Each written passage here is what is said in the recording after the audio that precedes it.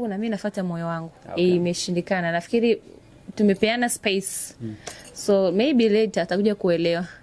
Kama pia haitawezekana basi sio riziki, lakini nimeshaamua kufuata maisha yangu mengine. Ni space ya kuachana au kwamba bana sikiliza, hebu kwanza tu kila mmoja afanye mambo yake afu tuone. Kuachana. Ni kuachana kabisa.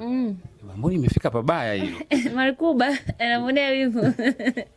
Marikuba hajapata hiyo taarifa. Amepata, amekuja hapa jana akasema mimi siwezi. Mimi nakuja hivyo dukani. Kama ananifikiria hivyo atajua, lakini mimi sipo hivyo. Baada ya Marikuba kujua video nyingine jana kwamba tuachani, tupo zetu dukani tunakula samaki.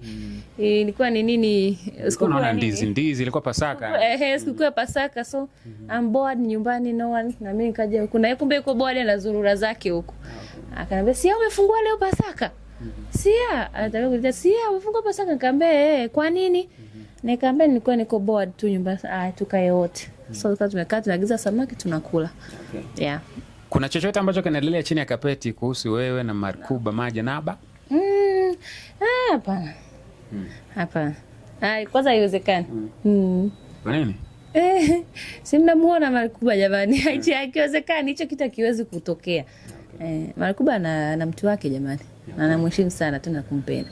Kwa upande wa wewe mahusiano yako yamevunjika kwa sababu ya Marikuba. Ndio. Kwa upande wa mahusiano ya Marikuba, mwanamke wake hajaye hata kukuface hapa bana. Sikiliza. Hakuna, anakuja. Nita na yeye sia uko wapi? Toka huko ndani wewe yeye aingie. So akaga pale toka huko ndani ananisalimia ananiambia naomba hela kula. So nampa hela kula anaondoka. Namfahamu anaitwa Nancy.